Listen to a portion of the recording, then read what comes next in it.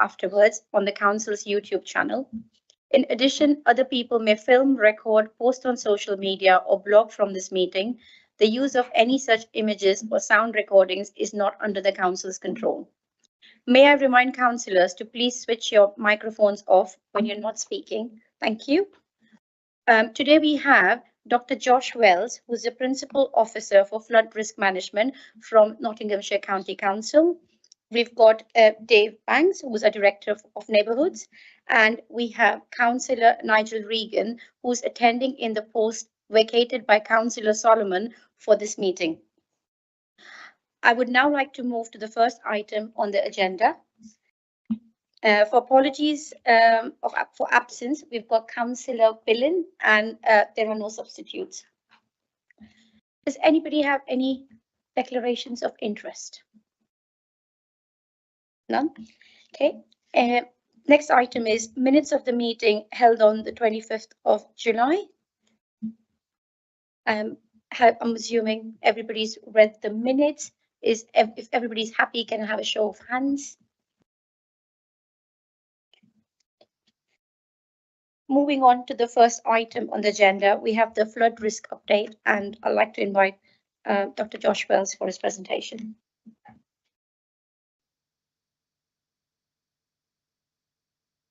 Thank you, Chair. I think I'll just introduce Josh, first of all, in terms of the covering report. So I won't spend too long on the covering report, but it kind of really takes the group and brings you up to date, really, since October 2020. Which is the last time flood risks were scrutinised by this particular group. And a lot's happened over the last sort of 5 years, really, in terms of there's been a lot of different demands placed on local authorities in terms of flooding events that have happened, and they're detailed within the report.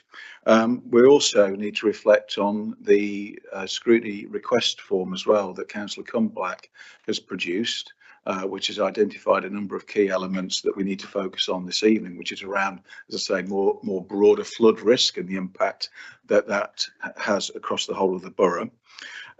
We also want to focus in as well on some of the work the good work really, that's been done over the last 5 years, because flood risk in some areas has improved, and there's been some really good mitigating work undertaken, which Josh will touch on in his presentation. We've also, within the reports as well, sort of just as a key reminder about who does what in terms of flooding, which is quite important, really. And we talked about it extensively back in 2020, so I'll just put a reminder of that within the report. And also as well, we'll be touching on the information that we try and provide to residents and businesses as well around how best people can prepare for flooding. How can they use the information and resources available to them on, such as, for example, the Environment Agency website, where you can get postcode based information around flood risk, and then what do you do with that information in terms of being prepared.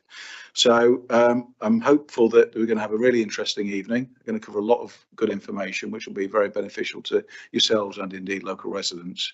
And I'd like to introduce Josh, who's now going to go through his presentation. Thank you, Dave. So as Dave said, I'm Josh Wells. I'm a Principal Officer in the Flood Risk Management team at Notts County Council. I cover Rushcliffe Borough, and I just want to take you through what we do as a lead local flood authority, some of the projects that we've been working on, as well as some of the previous flooding that you've had quite recently in Rushcliffe as well. So looking at our role first as the lead local flood authority, we coordinate flood risk management that's related to ordinary watercourses, surface water and groundwater flooding. So ordinary watercourses are those smaller watercourses. It's actually a designation. Anything that's main river, which is a designation that's applied, is the responsibility to manage by the Environment Agency. So these are much larger rivers, such as the Trent, for example, the River Soar. Sewer flooding falls down to Severn Trent Water, and then we've also got areas in the IDB areas as well that fall to them to manage us there. So it's quite a big mix of responsibilities. We also to residents, if you need any advice from us, and we can to the people, given that there's that complexity there as well. So we deliver the capital and revenue flood risk management schemes, meaning that we deliver capital schemes to reduce flood risk, but we also manage assets, manage ditches. There's certain elements of investigations that we do as well. For example, looking at culverts to see if they're blocked, looking at drainage systems to make sure that they're flowing correctly as well. We publish Section 19 reports following flood events. So this is if we've had more than 5 properties internally flooded. And the Section 19 report covers what happened during the flood event, but also it covers how did each risk management authority respond to that. So ourselves included, we have a look at how everyone responded, what they did, what actions they've taken. What it doesn't do, unfortunately, is explain what's coming next. So we don't put within there what the next steps are to be taken. And I'll be honest with you, we've normally taken the next steps by the time we get these through and get published anyway. So we're normally at that point when we get there. We're a statutory consultee on the within the planning process related to surface water, which I'll come on to shortly. And we maintain a register of critical assets within the county as well, so within Nottinghamshire. And a critical asset is anything where if it was to fail, it would cause internal flooding. So if a culvert was to block or a trash screen was to fail, that could flood properties. And we inspect those once a year to make sure that they're maintained. We issue land drainage consents and compliance checks. So if there are any changes to ordinary watercourses, such as culverts, driveway accesses, they've got to come through us. We need to assess those and make sure that they're not doing something untoward or anything that could include increased risk. And we develop our local flood risk management strategy and the action plan as well, which I'll come on to shortly. And finally, we work with a lot of communities. So within the presentation, what you'll see is how we work with communities to bring in local knowledge, to give knowledge back, but also find out what the real issues are, because they're the local experts. They've witnessed the flooding and they've suffered from that flooding as well. So there's 2 key bits of policy that we published. The first is our local flood risk management strategy, which is within our website. Within it, there's 5 objectives that sets out how we're going to manage flood risk and the steps that we're going to take in order to reduce flood risk within the county itself. It also outlines our role, so what we can and can't do, how we're going to work with our partners. So partnership working is really important. We need to work with other risk management authorities, such as Severn Trent, just to give one, the IDB to give another, the Environment Agency as well, and how we're going to work with communities as well to deliver our schemes. The next one is the PFRA, so I'll have to abbreviate it because I can't say the first word. I always fail at it. And what this assesses is the current level of risk within the county. So we divide the county up into 1 kilometre grid squares. We apply the surface water mapping layer, and we look at how many properties would be at risk in a 1 in 30 flood event at a certain depth. And that gives us an overview of where's at risk and where we probably need to be thinking about allocating funding to. But we also bring into that the historic risk. So every property that we've got within our records that's been internally flooded, we can generalise that data and we can look to make sure that actually the areas that we predict have flood risk, we don't want to miss any. So if there's been historic flood risk, there's obviously an issue there and we need to develop flood risk management projects for them as well. So this was published in July 2023. There's a series of maps throughout it. So if you want to have a look at more of the flood risk within Rushcliffe or the impact previously, you can have a look at that and pick out some of those maps as well. So within the planning process, we're a statutory consultee, and this is related to surface water for major development. So any development with 10 or more properties. So we don't comment on issues related to river flooding or sewer flooding, but our aim really is to ensure that any development offers a betterment downstream and isn't at risk itself as well. So we're trying to restrict the flow from development to something that we call Q-bar greenfield runoff, which essentially means it discharges as though it's still a green field, even though that development's taken place. So they would have to put SUDs in place, such as ponds, attenuation tanks. We've got quite a strict process within that, meaning to the point where we really like above ground features that give us multiple benefits as well. So we will push quite hard for these. Within that, we need to check the risk around the area as well. So I'll put a link on for the surface water mapping as well, just if you want to take a look at that, where you can check the flood risk for given areas. This includes developments. I've included, I think I've tried to get Rushcliffe Arena in there if you can see it on the map, but I struggle with the geography sometimes.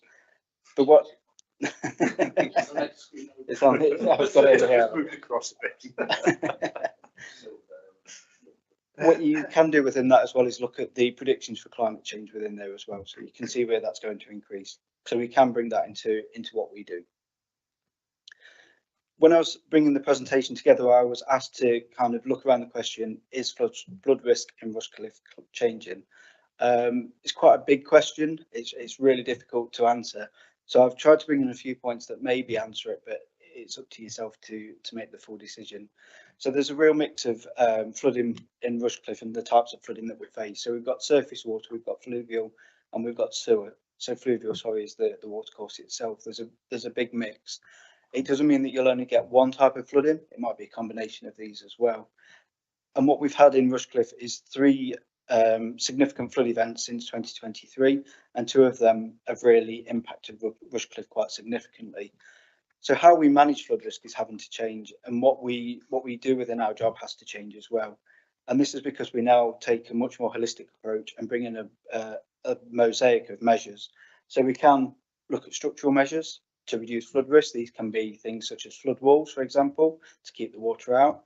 We're bringing in natural flood management as well, where we can build ponds, we can build bunds, put trees back into watercourses, everything that holds water in the upper catchment before it runs downstream to slow those flows and to hold it back. We can combine that with property flood resilience, and we're doing quite a lot of this across Rushcliffe at the moment. This is installing things such as flood doors, flood barriers, self-closing air bricks to better waterproof properties, especially if we need to manage surface water flood risk that is quite flashy, for example. You need something that's in place very quickly. And then on top of all of that, we need to include community resilience. So we need to be working with our communities to make sure they're resilient to flooding, because we can't protect against every flood. So there could be anything that overwhelms a certain area, for example, if we have too much rainfall, and we just don't have the investment to start thinking about 1 in 1,000 events, for example. So making sure that the community is resilient means that they know what to do during a flood, they know who to call, who to talk to, and then that aids their recovery as well. So it's becoming a big part of what we do and bringing in that knowledge to everything we do as well. Just to take you through some of the flood events that we've had. The first one I want to talk about is Storm Babette in October 2023. So across the county, we had 1,200 verified internally flooded properties, and this was spread across 79 areas. So looking at the impact map, you've got larger dots there that show more properties flooded in a given area.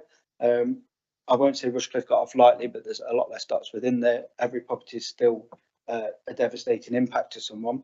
But within the county itself, we had 79 areas and over 100 road closures. And this means that in terms of resourcing, it's really difficult to get around the county to deliver sandbags, to help people as well. So this is where community resilience really comes in, because if those communities are isolated, they need to have that plan to make sure that they're okay. In Rushcliffe, we had 29 recorded internally flooded properties. We had a Section 19 report published for Radcliffe and Trent, and then the other areas impacted: Cockgrave, Tollerton, West Bridgeford, Costock and Home Pierpoint. Moving on to Storm Henk, so we're only a few months on. This is January 2024. A much different event, more centred around the River Trent, but this time we had over 450 verified internally flooded properties.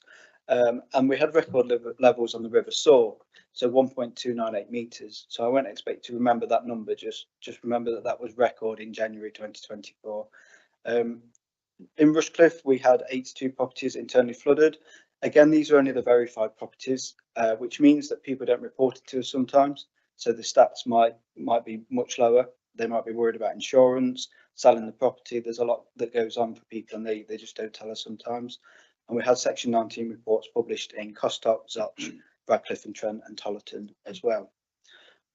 Just on those two events, so it's over 1,600 properties flooded within the space of kind of a couple of years. In the 10 years before that, we only had 1,400 properties flooded in the whole of the 10 years. So these two events really sum up kind of the impacts that we had. The only good thing from these kind of events is it can guide where we need to go next. So we've got communities that are vulnerable, and we've recognised that, and then we can then start to make our plans to aid these and to reduce flood risk for them. I'll then come on to Operation Cleave. So this was January 2025, so the flooding this January. When I said Rushcliffe, well, I was hinting that Rushcliffe maybe got off a bit lightly last time. During Operation Cleaves, it was mainly focused around Rushcliffe for us. So 86 verified internally flooded properties. the stats might not correlate with some of the reports because this is kind of the data that we get. I know that Rushcliffe have their own records as well, but again, we had record levels on the River Soar. So within a year, we've then exceeded the record that we had previously. So it's showing that, yeah, we're seeing higher levels. And again, we had Section 19 reports published for Costock, East, Leek and Zoch again. I'm sure within the 3 slides that I've just gone through, there's certain villages that keep coming up, certain towns. We are getting repeated flooded communities, and we are seeing these issues and trying to help based on that as well. So I want to take you through some of the things we do as well. So it's all well and good talking about what we'd like to do, but let's have a look at some of the schemes that we've actually put in place. So just starting on Costock, as I was saying, it suffered from flooding during Mabat and Henk. It's as well as January 2025. It's had a history of flood risk before that as well, with 10 properties flooded in January 2025. In 2024, we installed a natural flood management project above Costock. So it's a £25,000 scheme. And you can see from the images, so if we look at the top right, we've got an attenuation pond that we've built there, which captures the flows that are coming down the fields towards Costock, retains them and then releases them slowly once the flood peaks have passed. On the bottom image, we've got quite a large swale that's built cross slope. What that does is capture any flows that are going down the field towards the village, again retains them, and then it can feed back into the ditch system and the drainage system once the flows have passed. We've also constructed earth bunds for Costock. These are kind of earth mounds with a pipe through the middle that capture those flow paths, hold them, and then completely drain out. So natural flood management is becoming more and more mainstream because it offers multiple benefits. So building ponds and swales, we can build habitats for wildlife. I know in this example, we're in an agricultural field, but we can build in wetlands. We can start to create areas where it's much more species rich. It can capture sediment that's going across the field as well. And on top of all that, we're reducing flood risk through that attenuation. What we're also doing within Costock is working with partners and private landowners to undertake land drainage works within there as well. So there's been some third-party damage that needs restoring.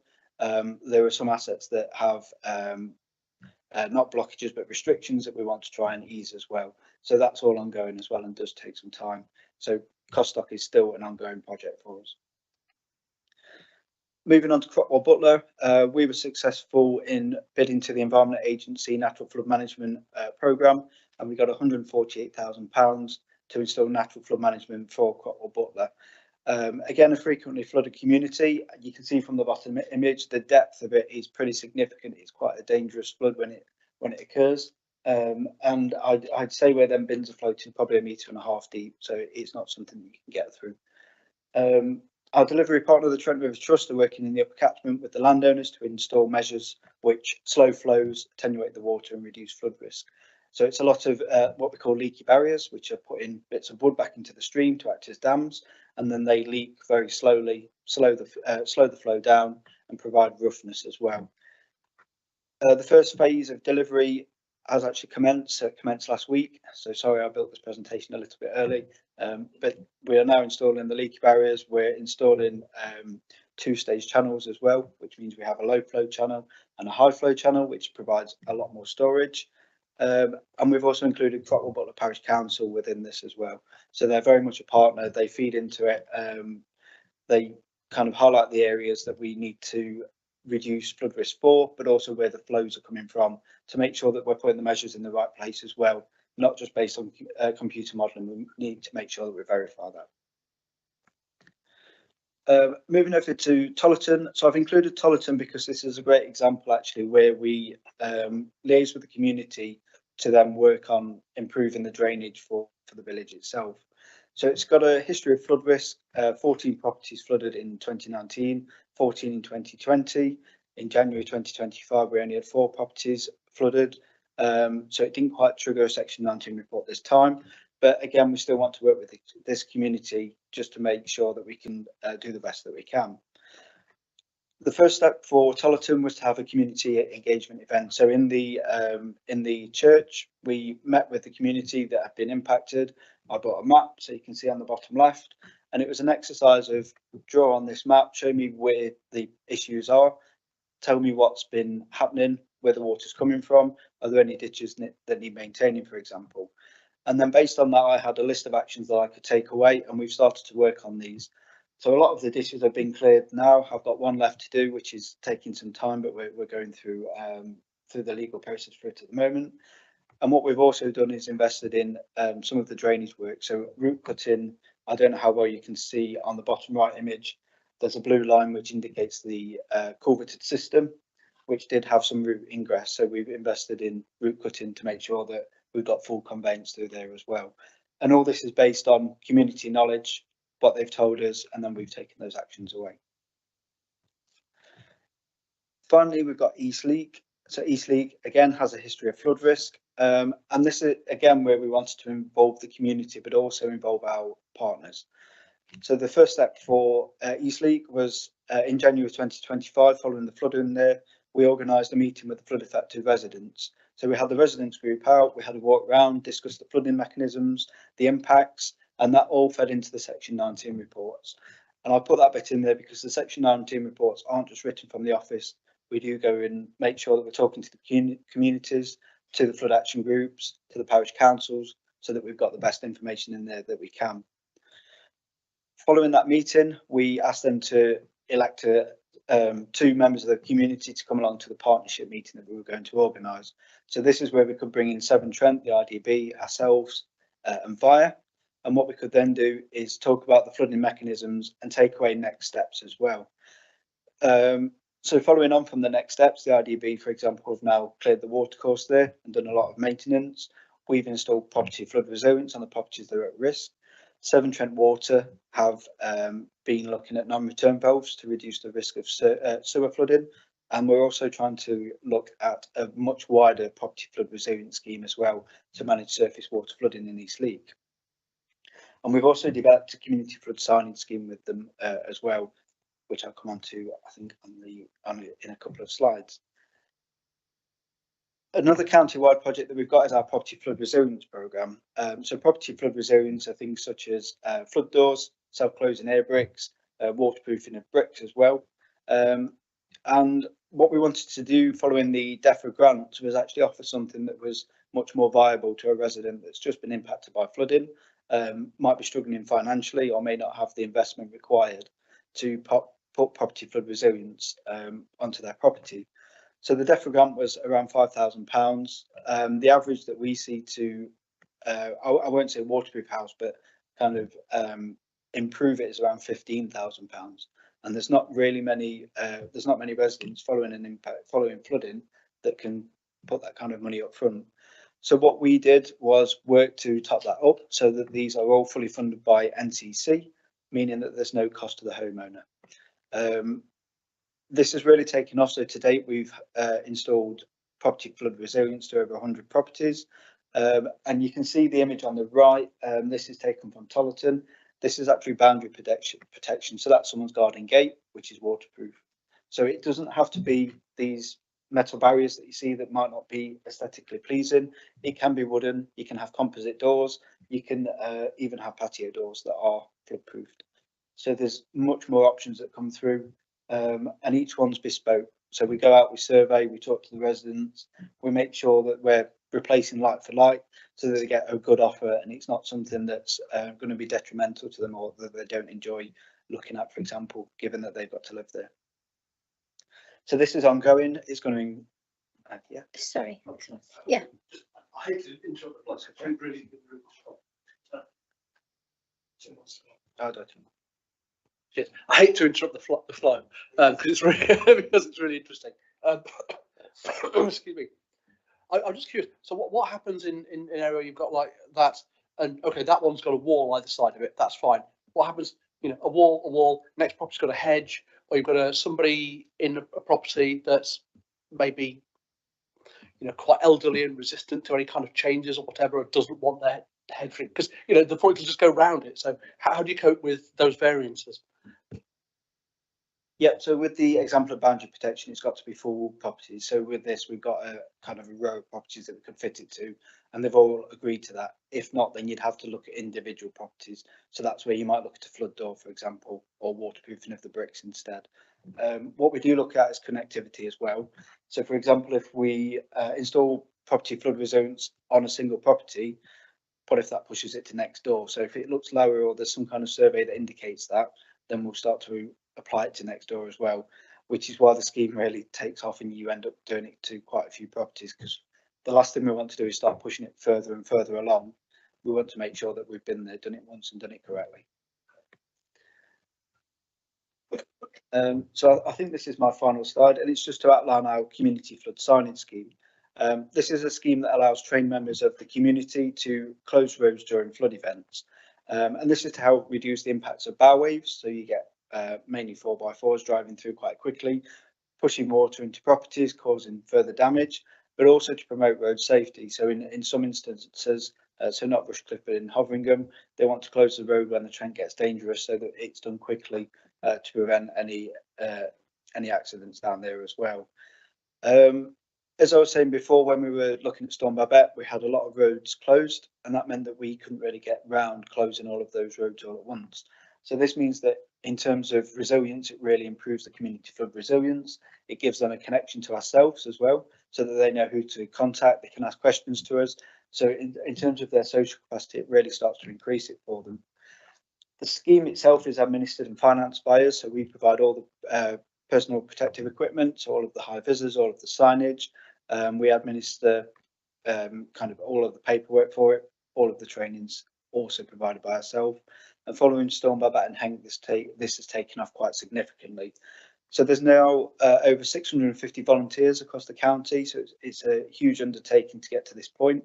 46 active schemes. It's probably going to be 49 by next week. We've got another 3 coming through, and 14 of these are in Rushcliffe as well. So there's quite a lot of communities that can now close the roads quite instantly, and they don't need to wait for buyer to come and do that, for example.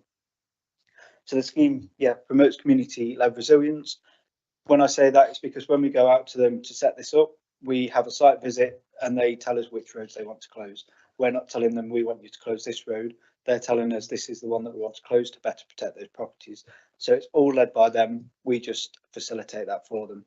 And it drastically reduces the amount of time it takes to close flooded roads. There's quite a few communities that are at risk of flash flooding within Rushcliffe. So actually having this as an active scheme for them really does provide a significant benefit. So thank you for listening to me. I'd like to invite any questions if you have any. Thank you, Dr. Wells. Dave. Thanks very much, Josh. And just to say on that last slide, so there's a really nice connection with that flood signage scheme with our own Borough Council flood resilience store grant, which is where we sort of pump prime a local community or parish to actually purchase a storage building for sandbags, but also they can also store the equipment for road closure signage and PPE, etc. So there's a real nice sort of synergy really with both our schemes working together to help protect communities. Thank you. Just a quick reminder before we begin. Tonight's meeting is focused on the strategic picture of flood risk across the whole borough. I know many of us have local issues in our wards, but I would ask that we keep questions at a borough-wide level for this session. If you do have ward-specific concerns, please raise them separately with the officers after the meeting or via the usual channels. So, yes, so we've got Councillor Matthews, and then I'll. Thank you. Just a quick question on the costing, because you were interested that you said you assisted and provided some solutions for affected properties at nil cost. Is there any sort of recharge, or how does that actually work in practice? What's the criteria? Because presumably majority of people, if they are in flooded, I'd like to hope that majority would have some form of insurance, which hopefully should provide for the repairs and possibly pay towards it. Or is there some form of charge that we then put? Otherwise, we're effectively improving people's houses to their financial benefit and to the resale benefit at the cost to the taxpayer. Thank you. Yeah, so the insurance wouldn't cover property flood resilience, so insurance would pretty much put it back to what it was previously. The property flood resilience is fully funded by Nottinghamshire County Council, so there's no recharge to the property owner themselves. The criteria to benefit from this is that you've needed to be flooded previously, and that's pretty much it. So if you've had a previous flood event and you're on our list of impacted properties, then this is an offer that we can make, and it's funded through our capital programme. Perhaps just to add as well, I mean, generally the scheme opens during a named storm, isn't it? So that normally triggers it, and then you then get the funding through then, rather than having it open all year round. It's been an ongoing scheme for a number of years. I think Storm Babette and Henk have highlighted that we need to invest more into it, and Nottinghamshire County Council have put extra funding towards this. So based on the DEFRA grant that was released, we've topped that up, but we've gone beyond that. A lot of people didn't apply for the DEFRA grant because there was an £800 upfront cost. So the uptake of the grant itself in terms of properties affected, so I think I said 1,600 properties, there was about 110 that applied for that grant, I think something around there. So we wanted to make sure that we could improve resilience, so it's fully funded by Notts County Council. Just thank you. Just to follow on from that, if in your inspections you find that, for example, the flooding is down to, rather than a natural storm event, but down to the lack of maintenance or the lack of an upgrade from, say, a sewer or a drainage ditch or whatever, is there any form of recharge then to the responsible party? Is this related to the property flood resilience programme?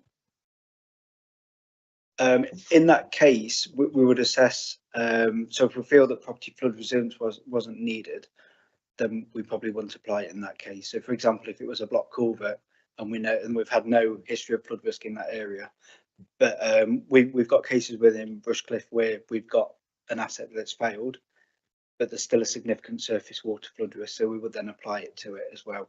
So each case is assessed on a case by case basis based on the level of surface water risk, flooding from fluvial sources as well, and then combined with that asset maintenance.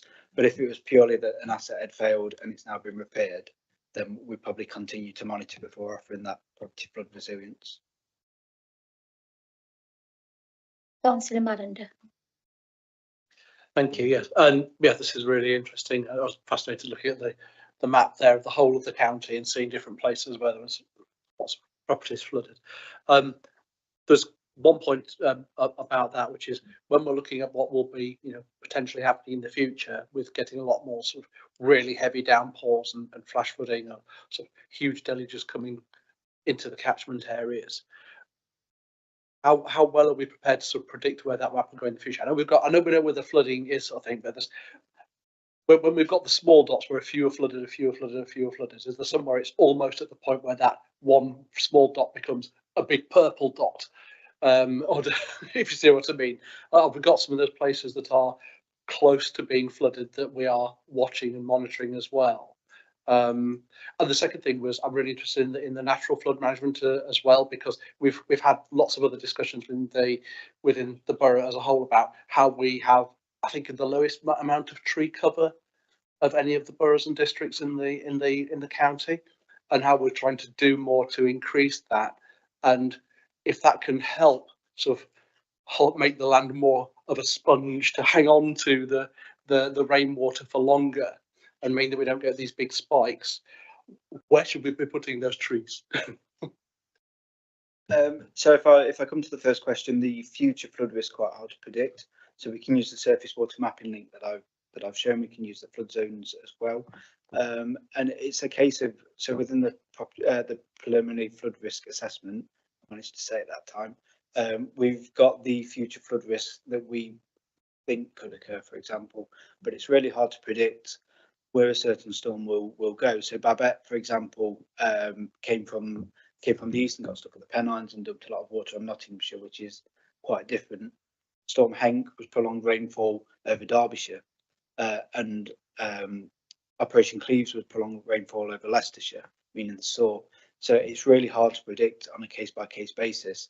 But what we can use is that surface water mapping, or the flood zones, or the mapping that we've done to try and assess that and continue to monitor it. So keeping a good data record of where it has flooded, we can look at those trends in the future. But the data, it goes back to 2007, but I would say it's pretty limited within the past 6 years or so, it's got much better. So we're getting more of a clear picture of what's going on. With natural flood management, there's some opportunity mapping been done, but it's normally we assess the catchments anywhere that's got so we assess the catchment, sorry, based on receptors. So if there's a downstream community that's a receptor to flooding, we can then look at the upstream catchment. And there's lots of communities in Rushcliffe that are at risk of flooding. So there's lots of places where you could, in theory, plant those trees or look at natural flood management. The problem is getting the funding for it. So we need to make sure it's cost beneficial for the taxpayer. And that's quite difficult to prove sometimes, which is why we've got the Environment Agency Natural Flood Management Programme to improve the understanding of that. So yeah, it's quite hard to say where to put them, but anywhere upstream of somewhere that's flooded is the starting point. The second hurdle then is which landowners would allow you to do that, given that it may be on agricultural land that they don't want to lose. Just one follow-up slide to that. So I've seen quite a few places around the country where rivers in the past have been sort of dredged and made as straight as possible to aid drainage of fields. And they're looking at, and there's experiments being done with putting meanders back into watercourses as well to, again, slow down and sort of prevent flooding. Is that something as well that we've got potential to look for in, not just in Rushcliffe, but interestingly around the county as well? Yeah, there's definitely a lot of that. So there's catchments that we've kind of had a look at just as scoping exercises. We've got great examples of where we've done that. So we've done that in Woodborough. We just completed one in Trowell on the Boundary Brook, where we've re-meandered 500 metres of stream. So yeah, I'd love to see those kind of projects because you see the environmental benefits really quickly. The downstream community can see the impact really quickly as well.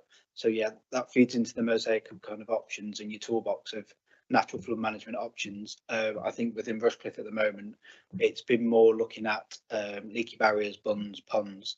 But yeah, if we can get a re-meander somewhere, I'd be very happy.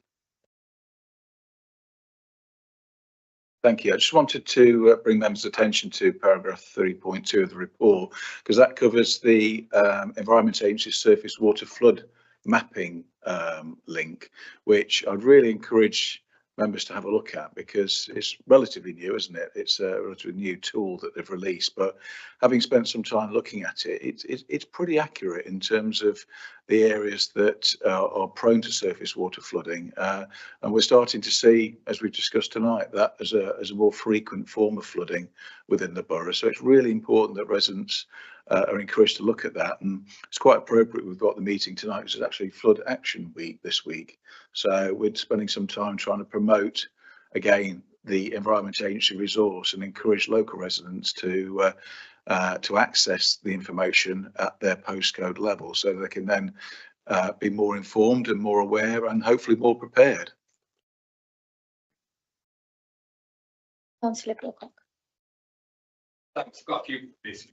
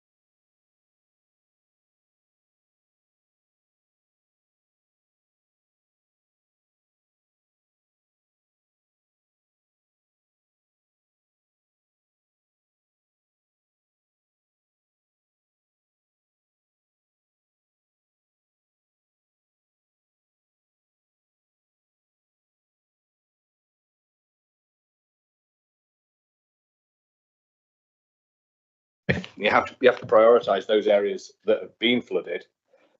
But is there any kind of way in which there's an earlier type of threshold in which eligibility for funding for preventative measures could potentially be accessed, or is it always going to be reactive? I suppose that's one question. I've got a couple of other points as well, but I'll stop at that if that's okay. Yeah, I'd agree it's quite reactive at the moment, given the level of flooding we've had throughout the county. There's those communities that we do need to prioritise, and they are the frequently flooded communities. So it's where we're seeing that risk quite continuously. That said, there are projects that we work on that are more proactive, so more risk-based rather than already impacted.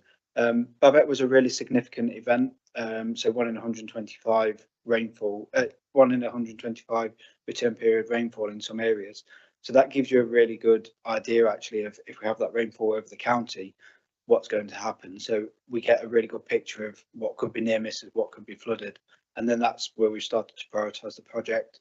We're working with Severn Trent at the moment on a property flood resilience project that is purely risk-based. So it's got some elements of people who've been previously flooded, but we're also using surface water mapping and their modelling to put measures on properties that haven't been previously flooded but could see that risk increase. And that's because we're in the area, and if we're doing all of the drop-ins and whatever else we need to do to communicate, we might as well be pushing this out much wider so that we don't have to return if the worst happens and we have another significant flood event in that area as well.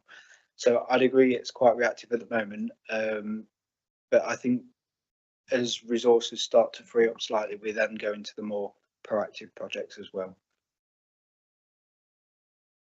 Just to chip in as well, I think we shouldn't underestimate as well the work of the internal drainage board. So Trent Valley who do some fantastic work to excavate ditches and all sorts of different water courses, and without that work in a proactive sense on a regular basis, encouraging farmers, landowners, riparian owners, it all comes together to hopefully facilitate a really positive sort of drainage picture, if you like, across the borough. And it only takes sort of one landowner perhaps not to do their bit, which can cause a real problem in a local community. And I think it's important. That's why, the feedback that Josh gets and his team at a local level about particular water courses, or where perhaps maybe a farmer hasn't undertaken some drainage clearance for a while, or even things like the Linksman scheme, which we haven't touched on tonight, which again is another really positive county council initiative to clear those highway ditches. And I think, when I drive around the borough, I've seen a lot more farmers undertaking really good work to clear those ditches out and provide much greater capacity, which really helps to stop that surface water flooding of highways, which allows us all to get around during these adverse weather events so much more easily. And certainly for us, when we're out trying to deliver sandbags during such an event, that kind of work is vital. That's exactly where I was coming on to, Dave. And not that I want to be contradicting you in every single thing I say immediately after you've spoken. I agree the IDB do some but I'm going to slightly. The IDB do some fantastic work. I agree with that. I think the knowledge, I've met with them a couple of times, the knowledge that they have of small ditches and water courses across an entire drainage area is quite astounding. But I do find them a little bit of an opaque entity in terms of communications and engagement, and it takes a substantial amount of effort from, and this might be down to their resource, this might be down to governance arrangements, but it takes a substantial amount of effort. And Josh, I'm not asking Josh to comment on this, but it takes a substantial amount of effort sometimes to get them to engage in particular matters. That might be down to their limited resource. That might, but I wonder, is it something about governance and something about democratic oversight? Because they are that sort of one step removed a little bit from this type of process that we're going through here, and it can make them particularly challenging at times to engage. And when they do engage, they've got amazing knowledge, real good local knowledge, but it's about getting that dialogue going with them that on a more regular basis that I think would be really valuable. I don't know if there is ways or means in which we can address some of those concerns. Well, I'll sort of let Josh come in, but they're certainly very strong partners in terms of the flood board, aren't they? And their attendance and sharing of their work programs and so on. So I think, from that sense, from what I see at a strategic level, they do contribute and are effective. But whether or not, if you go onto their website, how easy they are to communicate to a resident, I'm less sure. Yes, I think it's that granular, localized level which Josh and his team are very responsive on, but the IDB can be a little bit more tardy. Yeah, I'd say that because they cover certain areas, and it's kind of those low-lying areas, they've got a huge undertaking with the maintenance. They are quite an active partner, so we bring them along. So yeah, for East League, they're really good, really quick, really proactive. And for some of the other areas, they will move quite quickly as well. I'll be honest with you, I don't know how they communicate with communities and residents, because that's between them and the communities. But when we try and get involved and lead and push forward, we'll always bring them in as partners, and usually we'll get that response. Councillor Grocott, can I go to Councillor Regan and go to others who haven't had a chance? Then I will come back to you. Thank you so much. Yeah. Councillor Regan. Thank you, Chair. I'm going to rephrase my question, given your guidance earlier. But obviously, my experiences are from Bingham. So I have two questions. One is with respect to the authority you have to enforce clearing of ditches and dikes and culverts, where there's shared ownership, for example, Network Rail or the previous house builder has transferred ownership of a particular dike that is causing problems. So my first question is, what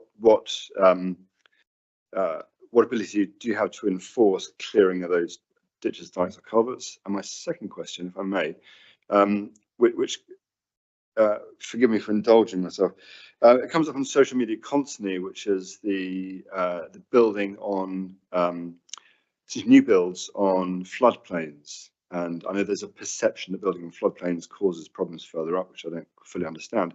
But of your statistics, have the statistics grown as a result of building on of new builds on floodplains, or have you seen a negligible impact on the numbers as a result of building on floodplains?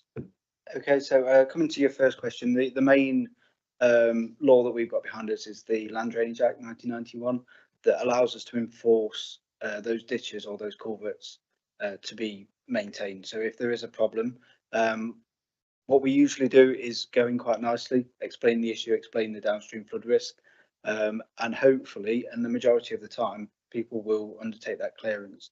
If that's not done, then we can enforce and recharge. So we can go through that process if required. And I've got a few of those ongoing in Rushcliffe at the moment. And it's all at various stages of certain letters or the actual enforcement process itself. Coming on to your second question, so yeah, I understand a lot of people think we're developing on floodplains. We'll always push against that. What I will say, we don't really go to any new build developments that have flooded. So usually, because we've got much more stricter policy now, we don't see that quite often. So a lot of the places that we go to are more historic, so anywhere between kind of 1910, 1990s, where maybe it was a bit more relaxed and we culverted our watercourses or didn't think about the impact of flooding in such detail. That said, we've definitely got examples where a developer has done something untoward and we've had to go and talk to them about what they've done and remediate that as well. So there's quite a mix of yes and no. I feel that the majority of new builds aren't put in places that do cause that downstream flood risk, but there are obviously cases where that's got through and it's caused a detrimental impact. In terms of the statistics, I don't think I'll be able to comment just because it's not something that we've looked at. It'd be general opinion, really. So I guess is it worth taking a brief look at that and seeing if the numbers are skewed? Well, it sounds like there wouldn't be, but is there, just a brief look at numbers to see if there's if the skewing because of new builds is less or greater than you'd expect? I think it'd be quite a difficult one to assess, to be honest with you, because we'd have to look at quite new developments and then downstream impacts as well. It'd be quite an undertaking given we're trying to deliver the flood risk management projects that we've got ongoing at the moment. So while it's a very interesting point, I don't think it'd be something that I could do just now. Yeah, one thing just to sort of add to that was I agree completely with Josh. I mean, obviously we at RBC through our Streetwise team generally deal with a lot of the sandbag delivery during the particular flooding event. Very rarely do we need to deliver sandbags to newer estates because the SUDS is performing in the way that it's designed to do, which is very good news. I think the important thing to watch on some of the newer developments is to make sure that the management companies do continue to actually maintain those SUDs going forwards, because if they're not functioning properly, then they will end up causing problems 5, 10, 15 years down the line. So it's going to be an important area to watch going forwards, that those management companies do actually continue with proactive maintenance and ongoing maintenance of those sort of schemes so they don't cause a problem. Councillor Butler. Thank you. It's so good we're discussing this tonight, because although we last discussed this in 2020, 5 years, it's incredible. It's gone so quickly and we've seen so much. And I seem to remember this kicked off in 2019 in November, because I just remember it, a particular November night, because I was on the way here to a planning committee meeting, and everywhere was absolutely gridlocked because the rain was bucketing and the floods were around. And that was the first hint that things were changing, perhaps with flood incidents. We hadn't experienced anything like that for such a long time. So to see this now is really refreshing, because we're getting up to this time of year, aren't we, when we're all going to panic a bit. As soon as we have a heavy rainstorm, everyone, whether they've been affected or not, will worry what's going to happen. And I'm so impressed by the work that Josh and his team and indeed the other agencies have been doing, and I think we all are. Now, one question, the swales and the mitigation we've been doing. I mean, I think you showed cost stock, and it sort of touches on Councillor Matthews' query about the cost of mitigation measures, air bricks and so on. One of those swales appears to be in a farmer's field. So how does the relationship work with the landowner and the farmers? Do we, I mean, I presume they are being cooperative, but at the end of the day, that's eating into some of their land. Do we ever have any problems with resistance in that respect? Yes, it's the biggest barrier to natural flood management, because you put in a public good on private land. To convince a landowner to give up land is very difficult. Natural flood management aims to use the wet areas of land, corners of fields, places like that. So a lot of the time we're taking land out of production that wasn't very productive in the first place. It's a problem nationally, so there's no national guidance on how the landowners should be compensated. There's no compensation for them. Within our funding bids, we're building that compensation. So what we actually do is we pay the landowner to maintain them for us for 10 years. That's an upfront payment. We inspect it every year to make sure that they're doing that maintenance, and they email across the photos to say they've done it as well. That payment isn't much, so it's only small, but it's an incentive to actually undertake allow us to undertake the work. Sorry. A lot of it's done on goodwill, so the landowners want to make a positive impact downstream. They want to leave the land in a better condition than they took it on, for example, putting in those habitats or planting trees, but a lot of it is based on goodwill with a small payment for maintenance.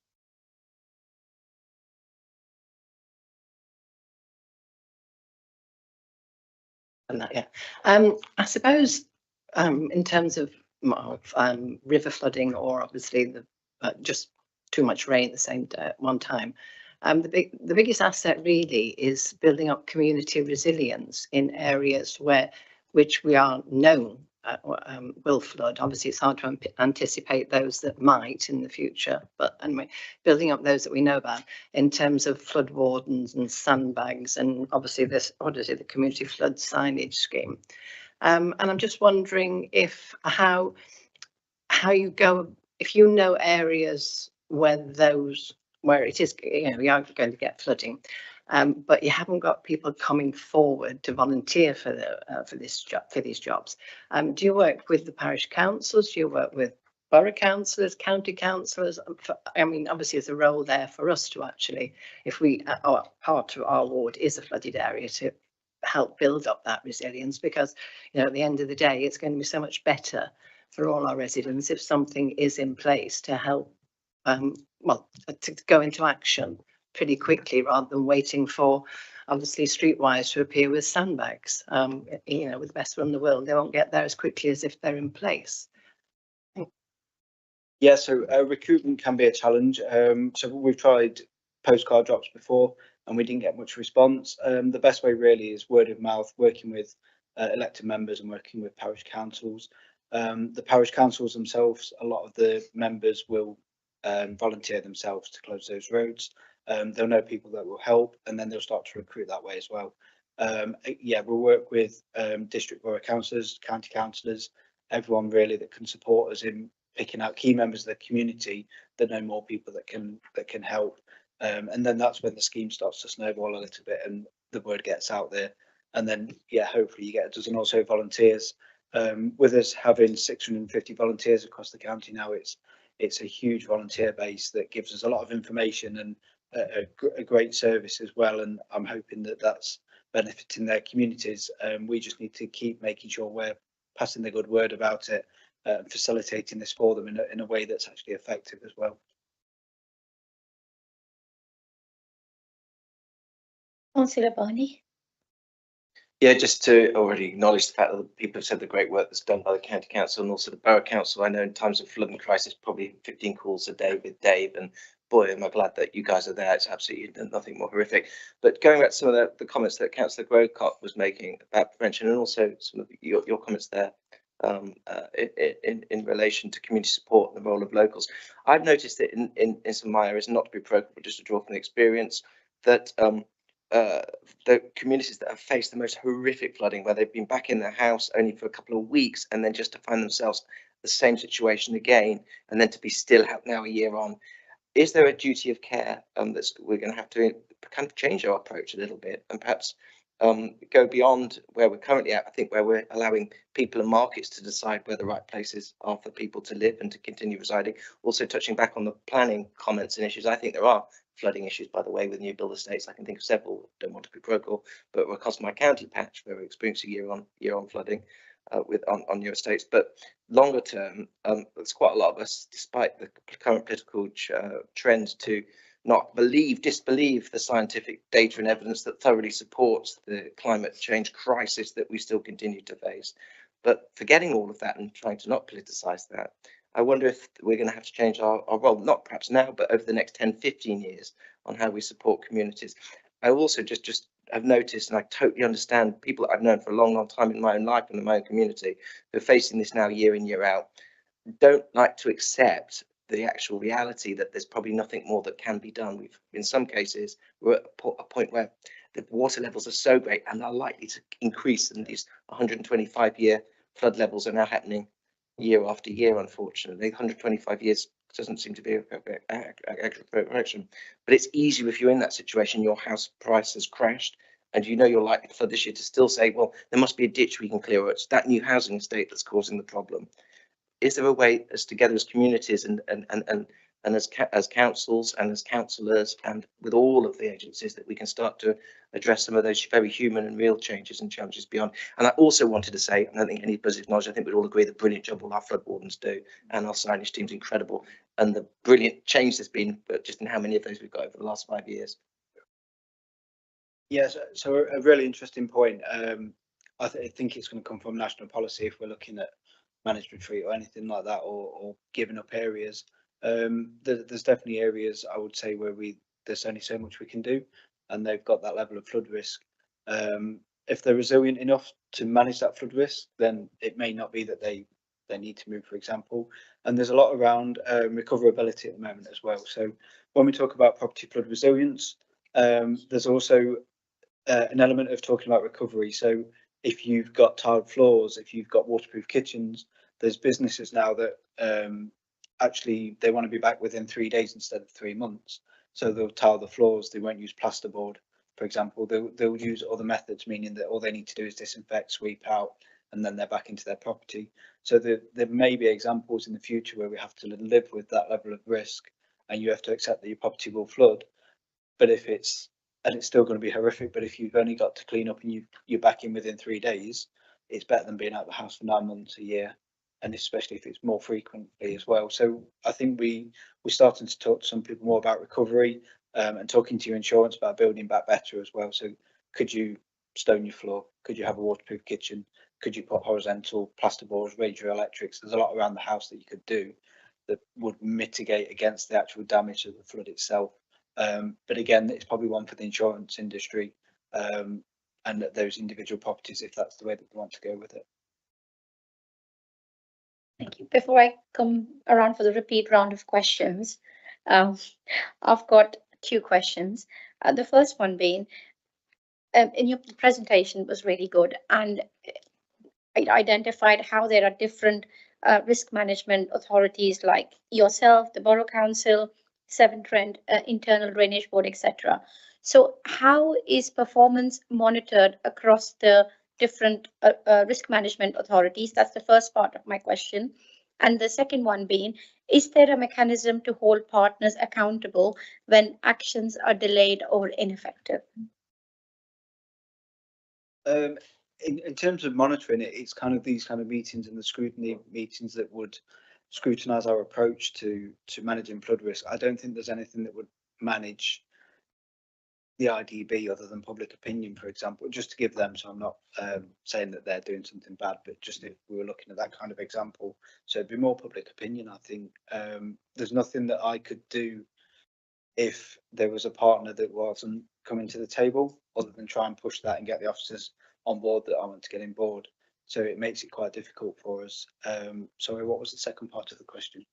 Perhaps just to chip in on that, I was just wondering, Josh, whether or not maybe during the Section 19 reports that you're producing, obviously that is a way of probably identifying the roles of different agencies, if you like, and their responsiveness and actions, perhaps, and how that may or may not have contributed to a flooding event as well. So maybe the Section 19 process as well is a way of highlighting performance. Yes, yeah. So that would it would definitely kind of, it wouldn't critique it in a way, but it would highlight what was done, which in a way would highlight what wasn't done as well. But I think it'd be quite difficult. And then was you saying whole was the second part of people to account? It's about is there a mechanism to hold partners accountable when actions are delayed or ineffective?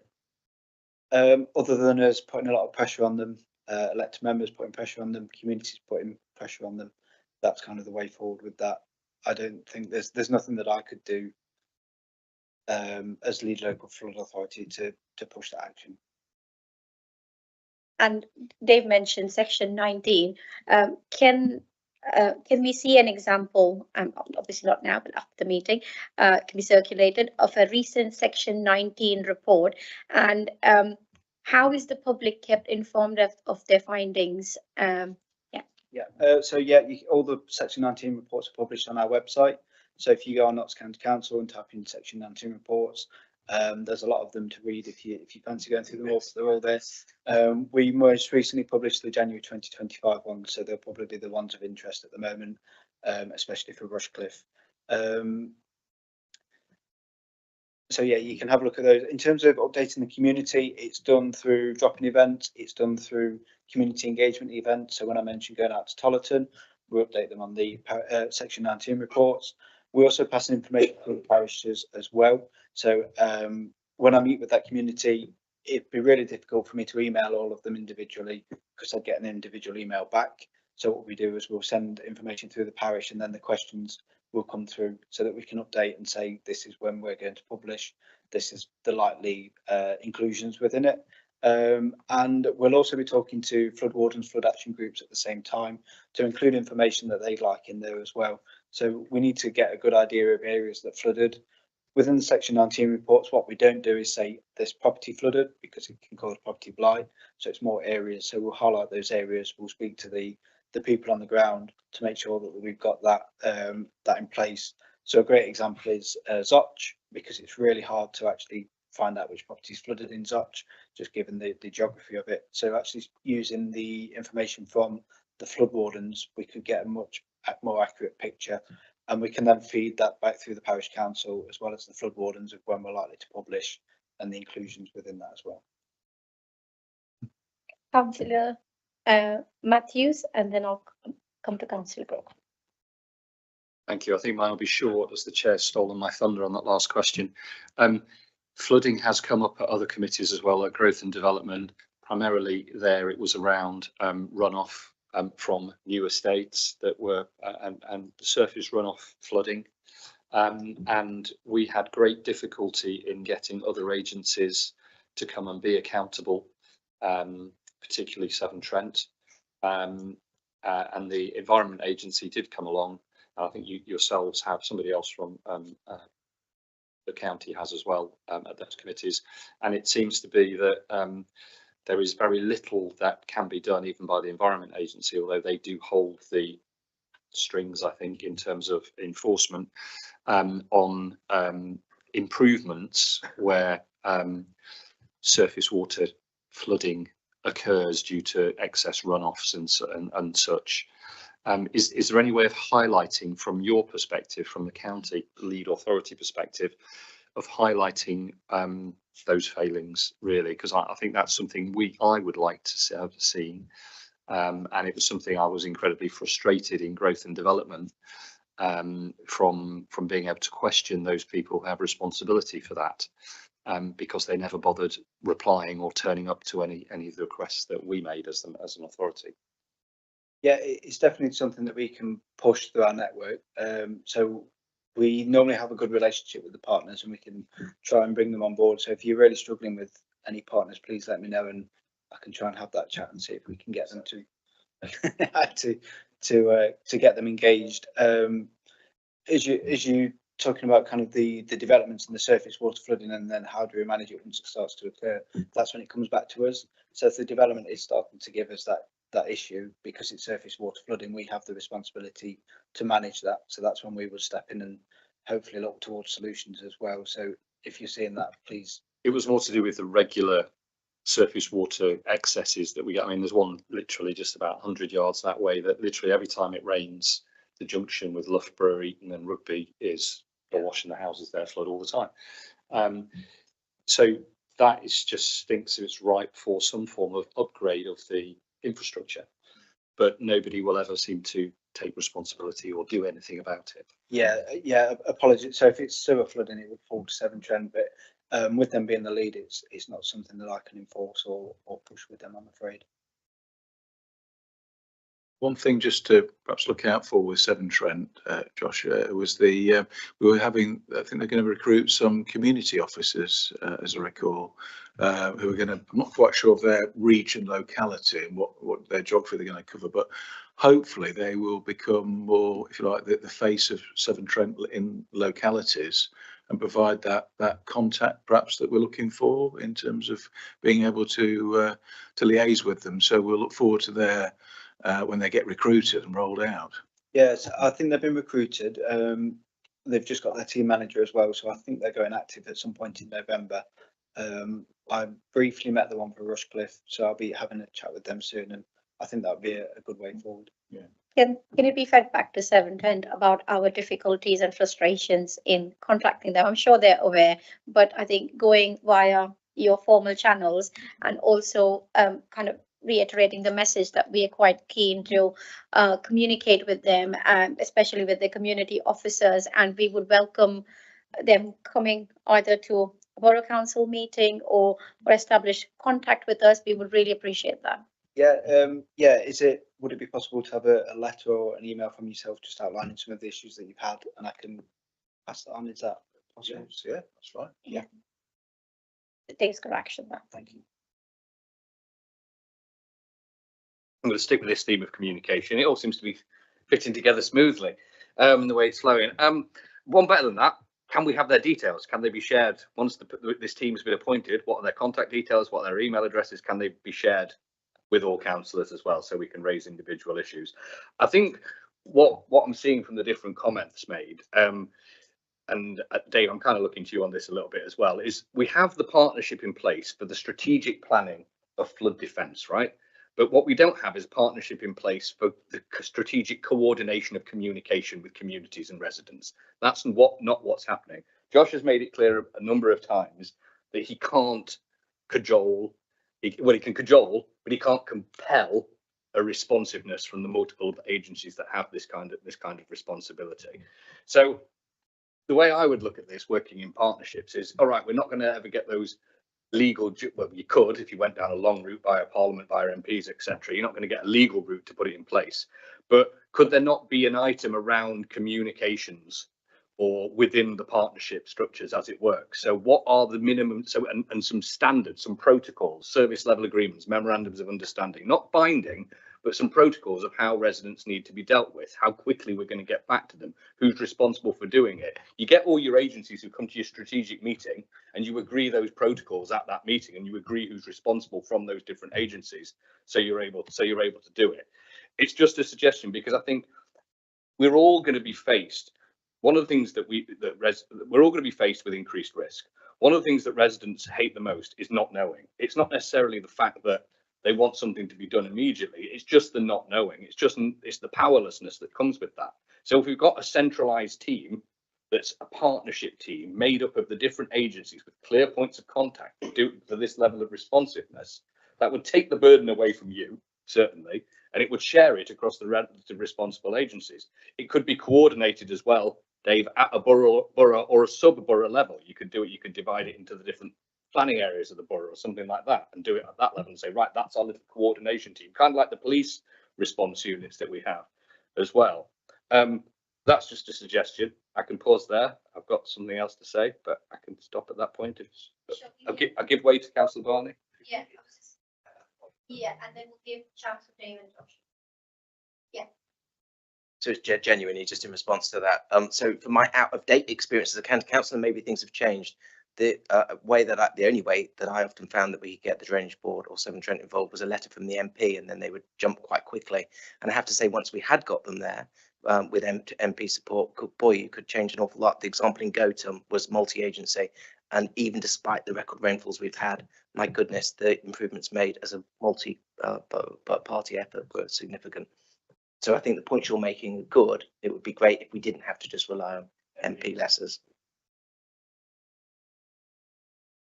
Yeah, so it's an interesting point, and I don't think it is something that the Borough Council would look to be able to facilitate. But I mean, because each agency has its own performance standards, which are set out. So I think they're usually fairly clear. What we have got though is the flood board, which I think has grown in strength over a number of years, and I think is starting to really hold agencies to account, not just for some of the strategic issues and the way we want to work, but also some of the more practical stuff. So, for example, things like the Environment Agency testing out their surface water flooding map. You know, they tested and broached that with us and shared it with us and asked for our feedback. I think things like that are a real positive sign that actually, certainly the agency are very keen to try and do better. And certainly some of the reports that we get from at the flood board show the learning that they're taking back within the organisation, and they're looking to do better. Hence, I've just explained about the Severn Trent and their community officers. They recognise that they probably need a more local face in a community for their agency who can actually better coordinate with people, you know, Via, for example, and Laura Trussler, who's the district rep for Via. You know, when we get that crossover between surface water flooding, you know, is it a highway gully, or is it a you know, a combined surface water sewage? Is it, you know, so how do they work better together? So I think the network is there. It's just a case of making sure that we bring the right people around the table at a particular, you know, juncture in time.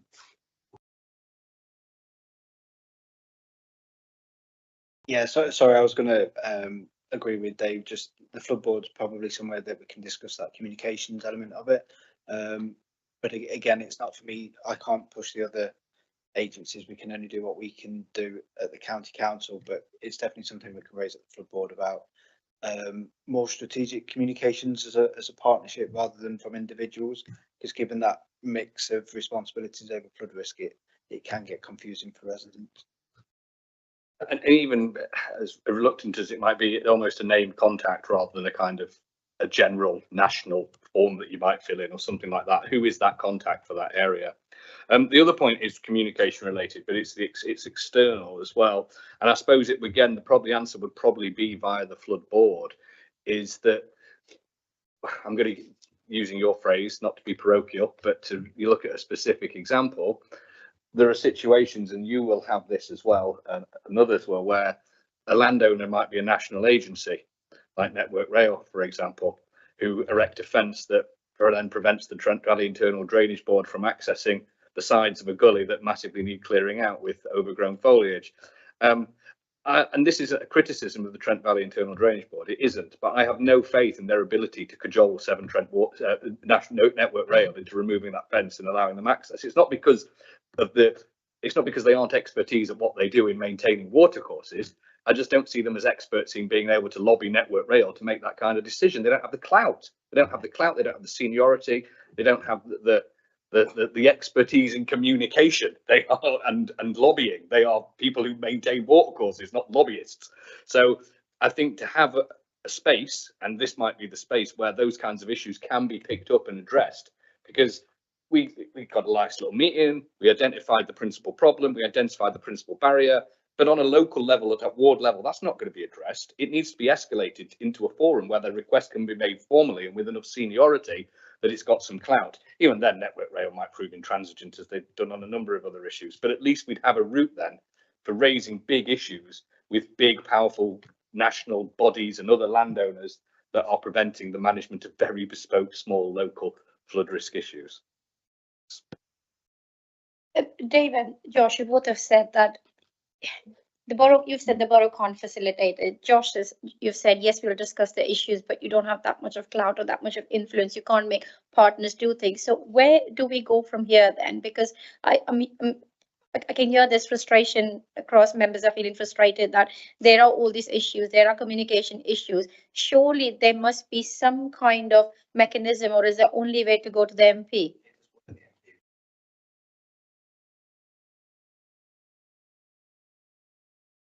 I mean, I think in the example you just described, I mean, the IDB don't have, as far as I'm aware, statutory powers, you know, on another agency in the same way that Josh described earlier that the LFA, you know, do. So they've got some around 9 meters from the, what is it? Help me out, Josh. The 9-metre easement, so they could ask Network Rail to remove that penalty if required. Yeah. So I think, you know, there are, it's back to what the report talks about, who's got responsibility for what, because it's a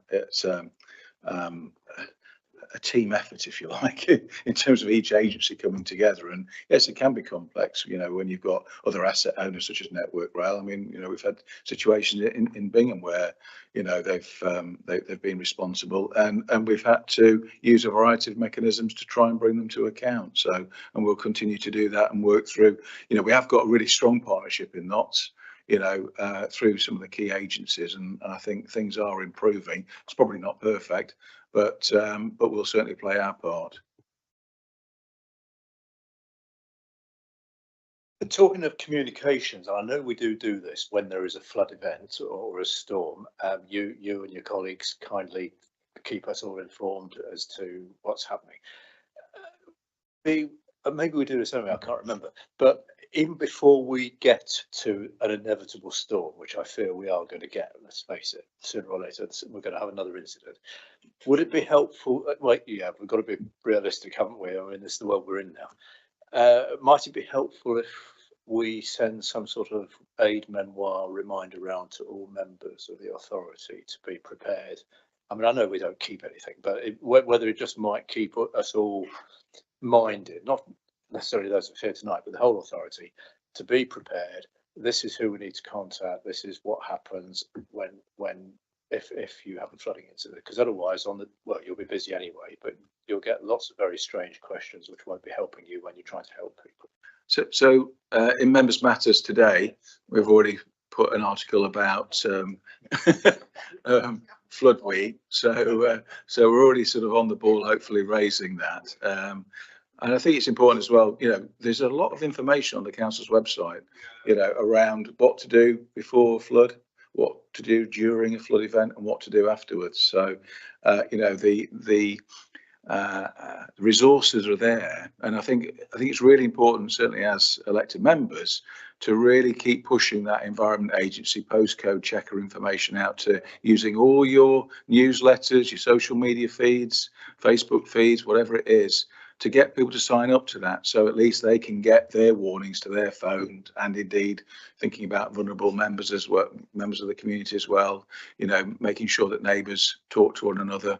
You know, I think it can be a challenge. I mean, we've touched it tonight on Operation Cleves. That wasn't a named storm, so there was no prior notification. That was just an unfortunate set of meteorological circumstances that seem to impact on Leicestershire and the southern bit of Rushcliffe. So it is important though, just to let's just keep trying to support residents to become more aware about their own flood risk and to think about their own preparations.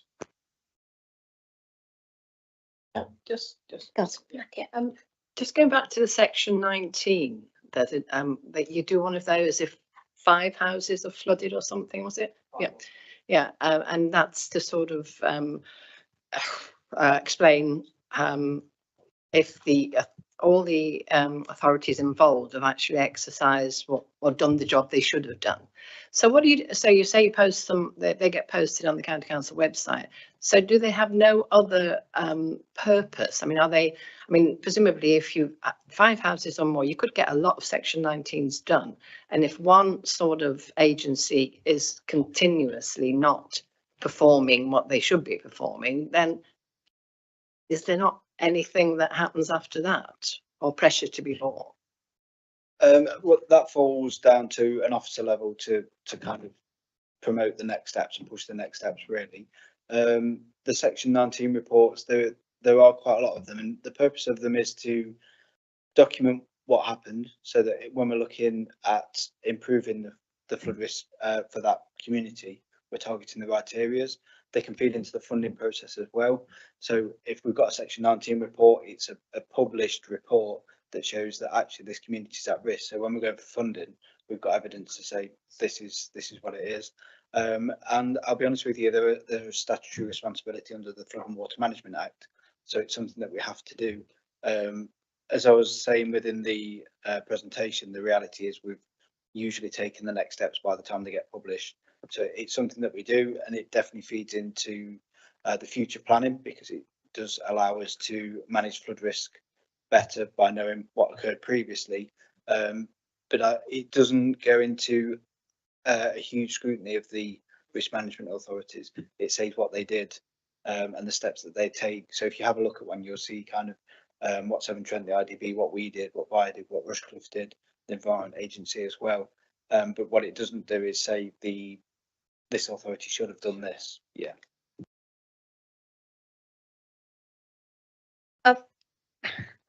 Councillor Regan, the last my question. Thank you, Chair. I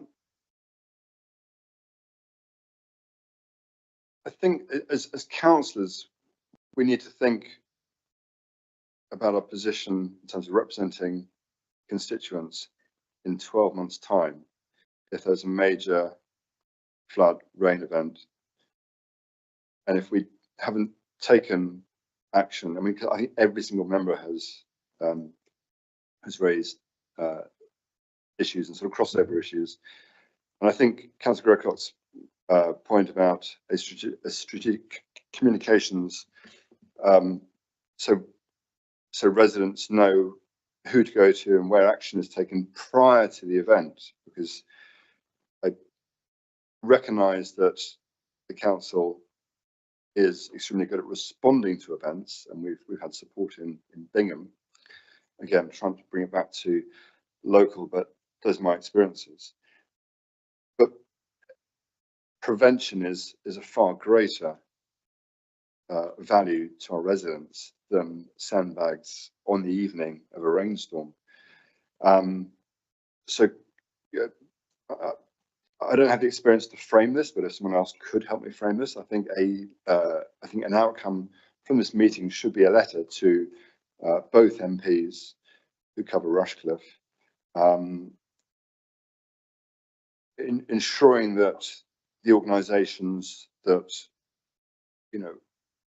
ultimately affect the flooding of our of our homes, as the residents' homes, are brought to the table, and some sort of communication is put out so that people know that first action is being taken, and secondly that those organisations are put on notice that we are going to hold them to account, which should hopefully trigger action prior to the next major rainfall event. Again, I don't know how to phrase or structure that, but I think an outcome of this meeting should be a letter signed by all of us on behalf of the residents of Rushcliffe to the MPs, raising this with the strategic partners across Rushcliffe.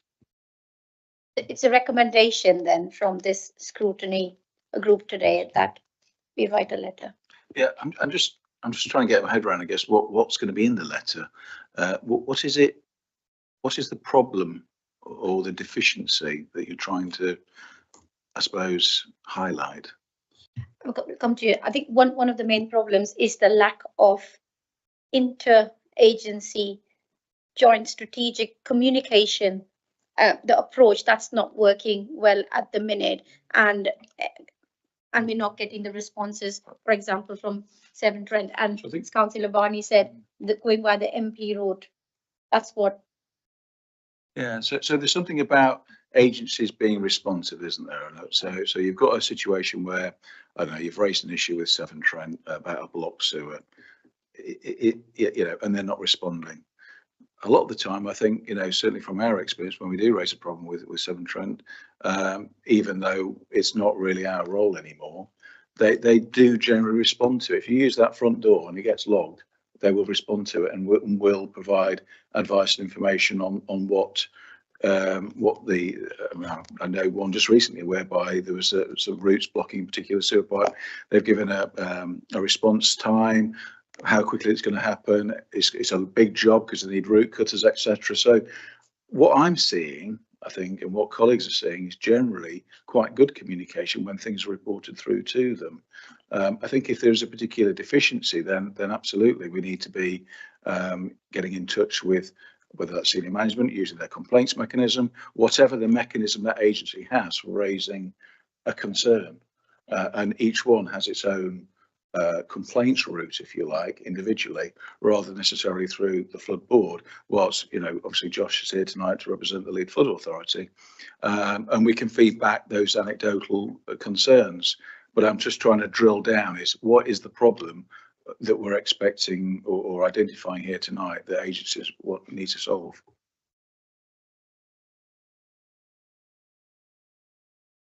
I think you actually articulated it quite well, Councillor Reagan.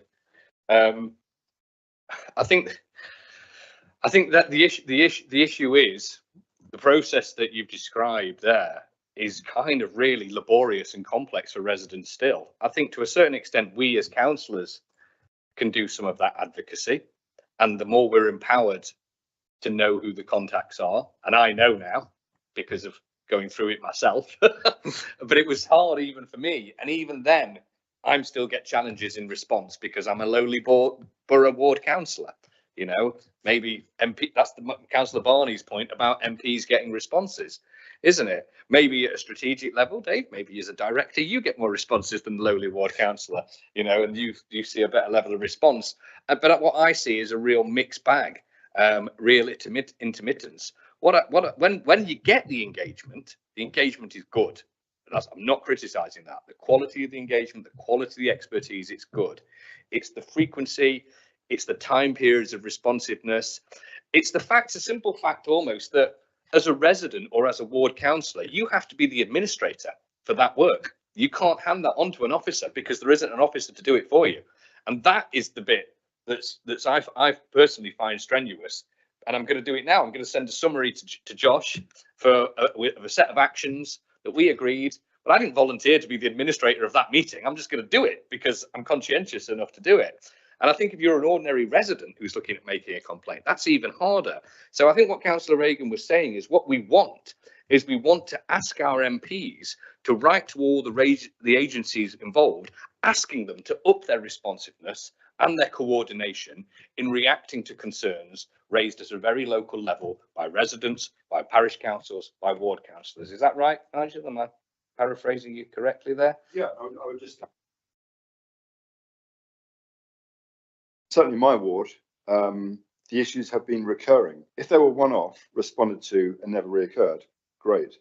But I've had residents who have had their kitchens completely refitted and a week later flooded again. So it's that, for me, on a local level, it's that recurring issue where, you know, that would suggest the response is not substantive. being parochial again and not being parochial and pretending not to be. So drawing again from my time at the county council, both with Ruth Edwards, my MP, and with James Nation, my MP, Wells County Council, as soon as they got involved with the agencies, the response couldn't have been better. And all it took was the call from the MP to make that happen very quickly. They'd be there. But as a councillor starting from scratch, forget it. You're never going to get a response. I have to also say that during the 4 years, it got a lot better as well, just in terms of getting responses through the county council, and the work and the professionalism genuinely that Josh has brought to the operations in my little patch made a huge difference. And then the relationships that built up. And then, of course, by that point, you can circumvent the system by going directly to the people that you've also built a relationship with. But as starting from scratch, you can't do that. And so somehow it's asking the agencies if there's just a better way of having that initial point of contact, so that we don't have to rely on the MP, who's, because of course not the primary duty for this responsibility sits with the county council. But Josh might think that the situation has improved so much that this isn't necessary, and it did improve over the 4 years I was involved. Just mate, and I think the 7 trend contacts that you mentioned before, that's an example, that's a starting point. So if we know who those community development workers are, that's great. Was it 7 Trent we said? If we know who it is for the environment agency, that's great. If we know who it is for the IDB, that's great. We know who it is for the county, it's you. We know who it is for the sandbags, it's Streetwise, it's you and your team. So it's just making sure that we've got it covered for the 5 or 6 different agencies that we need to do it on. I've got enough in contacts then. I'm not even sure if they're the right people, but yeah, just getting that. Yeah, just to add in, so the interagency working is really good. I think that the flood board's really improving that as well. And when you build your networks and you know who you can call at every agency, it does really improve. It's really hard to comment on kind of the more localized issues where you're not getting that response. So I'd leave that up to you as elected members to decide how you want to take that one forward. But I would like to say, when we do work with our agencies, we normally get a good response, and they are all sat around the table with them. We deal with them day in, day out, and most weeks I'll be speaking to quite a few of them. It's just having those networks build up in the first place, which is probably the more difficult part, I would imagine. I was just wondering whether, if we have all these contacts that Councillor Grobhock's mentioning from different agencies, like the community officers, somebody from internal drainage board, would that partially resolve or alleviate some of our concerns? Because then we have got somebody who we could approach directly, because I can sense a bit of a hesitation from yourself, Dave, about what will writing to the MPs at this stage achieve. Yeah, I always like to know what I'm doing. So yeah, we can certainly take away the agency contact information and make a start on that and share that following the meeting tonight. So hopefully that'll be helpful for members. I've got a question which is divided into 5 parts. I think two will be covered, I think, by Josh, and probably 3 by Dave. So the first one being, what modeling is being used to understand how climate change will increase flood risk in the next 10-20 years? The second being, is Rushcliffe's local flood risk management strategy due for an update in light of recent flood events and climate data? Chair, sorry, can we just take each one in turn? Sure. So we'll go for the first one. Questions. Yeah. Yeah, so in terms of modelling, you've got the surface water modelling, which just had its update, which shows surface water flood risk up to 2060, I think. So you've got that element of climate change built within it. When we're looking at schemes and we're looking at developing those schemes, we're undertaking our hydraulic modelling, which would include climate change allowances. When we're going through the planning process as well, when we're looking at attenuation, we've got the 1 in 100 year event needs to be attenuated, but what we also want on top of that is 40% allowance for climate change, meaning if you need X amount of storage, you need to increase it by 40%.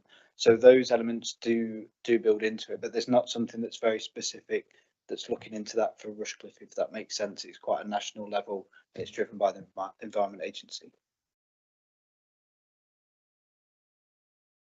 That's what second one's for Dave. Is Rushcliffe's local flood risk management strategy due for an update in light of recent flood events and climate data? I think that's actually for Josh, I think. Okay. Yes, okay. So our flood risk management strategy, it gets updated on a 6-year period. So I'm trying to think when the next one will be. But when it comes through, and especially the PFRA as well that I mentioned, that'll all be updated based on the more up-to-date data. So the more up-to-date surface water flooding data, potentially the climate change data that the Environment Agency have now published, but also all of these events that we've had since we published. So PFRA was 2023. We've had Babette Henk Operation Cleves, which has expanded that data set as well. But they won't be updated until we hit that period, I'm afraid. So just to explain, so Rushcliffe Borough Council, we've got a flood plan, our emergency response plan. So that's kind of a more operational plan that we follow at times of flooding. So that's part of our sort of commitment as a Cat 1 responder under the LRF. Okay. So we're saying, despite all these storms and the climate change, it's going to be still 3 more years.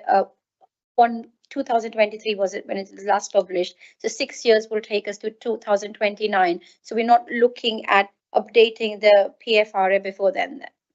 Not the PFRA. The strategy will be a couple of years before that. So I think the strategy gets renewed in 2027. But that doesn't outline the risk. That more outlines our steps towards reducing the risk. So what measures we'll put in place, for example. I think the good thing is that the Environment Agency, with their tools and the postcode checker that we've chatted about tonight, they're updating that all the time in terms of flood risk. So rest assured, the EA, who, if you like, the holders of the ultimate assessment of flood risk, are updating information, on their website. The next question is related a financial. So is the current level of funding and staffing, that's 31K for the shared emergency planning officer, adequate given the scale and frequency of recent flood events? And what contingency plans are in place if more than one major flooding incident occurs in a year financially and operationally? Yeah, so I'll pick that one up. So what you're talking about there is our shared emergency planning officer. So we make a contribution to the county council to share one of their emergency planning officers. It's a really good scheme, works well. So Chev Douglas is our shared emergency planner. It's been in place for a number of years now. We believe it provides the right kind of resource for the level of emergency planning risk that we've got within Rushcliffe Borough Council. And in terms of the situation with the resourcing that we've got, again, we believe we've increased budgets over a number of years in terms of things like our sandbag storage. We've got one of the largest stores of sandbags across the whole of the county, ready to be able to respond to events. So, and I think even though we've been hit by multiple flooding events in quite close proximity sometimes, I think we've always stood ready to be able to respond to that, whether that's in hours or indeed out of hours. So I think we're well prepared, and it forms an important part of our MTFS response. That's my questions. Anybody else? Because I think we've had a good debate and good discussion, and I've identified some actions. One of them being a letter to Severn Trent about our concerns and highlighting how they need to be more supportive, responsive to residents. I mean, Dave, I'll leave it to you how you want to frame that letter and how you want to send it across to Severn Trent. The second one I've got is the contacts from agencies. As soon as you get those contacts to be circulated across to members. And have I missed any other actions? Okay. So is everybody happy to endorse the recommendations from the report? Can I have a show of hands, please? Thank you. Thank you, everybody. So the report's endorsed and carried forward. Thank you very much, Josh, for your presentation and your patience in answering all our questions. The next part of the agenda is with the work program.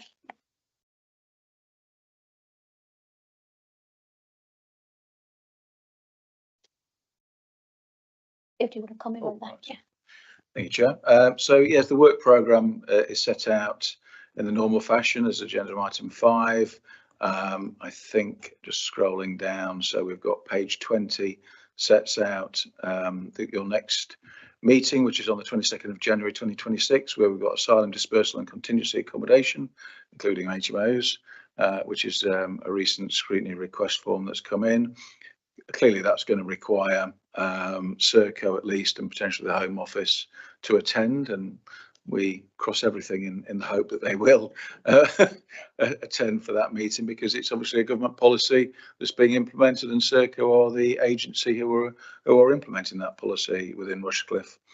Then on the 2nd of April, we've got the Carbon Management Plan update, which is a standard sort of annual event. And we've got then the West Bridgeford contact point as well. And then in October, which still seems to have a question mark about the actual date, whether that's correct or not, is we've got a review of debt collection agents by RBC in line with the outcome of the government's consultation on council tax and enforcement. So quite a long title. So that sets out the work programme for CSG for 2026. Is everybody, thank you, Dave. Is everybody happy with the work program? Can I have a show of hands, please? Thank you, everybody.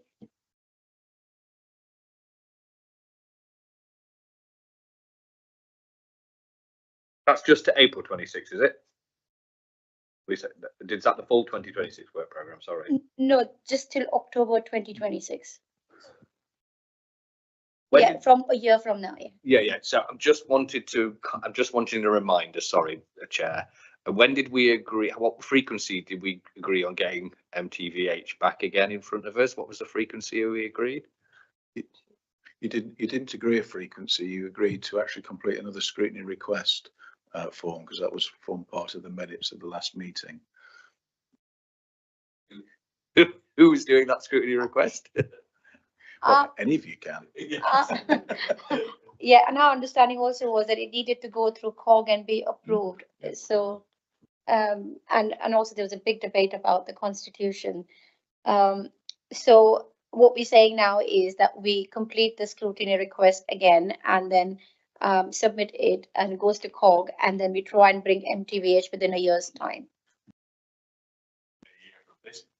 Within a year from this meeting, or the last meeting, or the next meeting? I mean, we haven't done the scrutiny request yet, Yeah. so Reasonably, it's not going to happen from within a year of the last meeting, is it? no. But at least we know we've got to do it. Yeah. Well, I think it also gives you the opportunity, to think about what do you actually want to scrutinise on this occasion. Think about the request form and the elements and the key lines of inquiry that you focused on last time. Would you really want to repeat that again, or would you actually want to drill into a further aspect of their service which you believe is an issue? So I think it gives you that opportunity just to have a good look at that and a good think about it. yes. Thank you, everybody, for your contributions. I thought this meeting should close.